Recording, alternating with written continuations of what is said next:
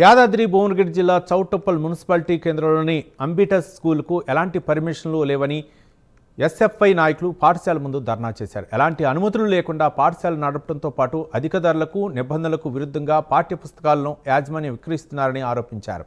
SFI నాయకులు పాఠశాల ముందు ధర్నా చేసి జిల్లా విద్యాశాఖ అధికారికి ఫిర్యాదు చేశారు. చౌటుప్పల్లో ఎలాంటి అనుమతులు లేని పాఠశాలపై చర్యలు తీసుకోవాలని జిల్లా విద్యాశాఖ అధికారిని కోరారు.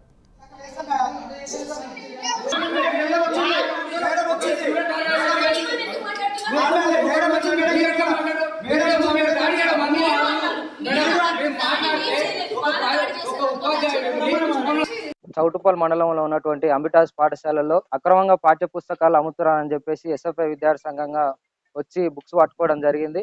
బుక్స్ పట్టుకొని ఎంఈఓ గారిని పిలిచి ఈ బుక్స్ ఏమంటే సీజ్ చేయించడం జరిగింది. ఏమంటే స్పందించినందుకు ఎంఈఓ గారికి ధన్యవాదాలు. అదేవిధంగా ఈ బుక్స్ కు ఎటువంటి పర్మిషన్ లేదు కాబట్టి ఈ బుక్స్ అమ్మనిపై ఈ చౌటుప్పల్ మండలంలో ప్రైవేట్ స్కూళ్ళల్లో బుక్స్నే అమ్మనివద్దని చెప్పేసి, అదేవిధంగా చౌటుప్పల పర్మిషన్ లేని స్కూళ్ళు ఎన్నో ఉన్నాయి కాబట్టి ఈ స్కూళ్లపై చర్యలు తీసుకోవాలని చెప్పేసి మేము ఎస్ఎఫ్ఐగా తెలియజేస్తా ఉన్నాం. చౌటుప్పల్ మండలంలో ఉన్నటువంటి అంబిటాస్ పాఠశాలలో అక్రమంగా పాఠ్య పుస్తకాలు అమ్ముతున్నారని చెప్పేసి ఎస్ఎఫ్ఐ విద్యార్థి సంఘంగా వచ్చి బుక్స్ పట్టుకోవడం జరిగింది. బుక్స్ పట్టుకొని ఎంఈఓ గారిని పిలిచి ఈ బుక్స్ ఏమంటే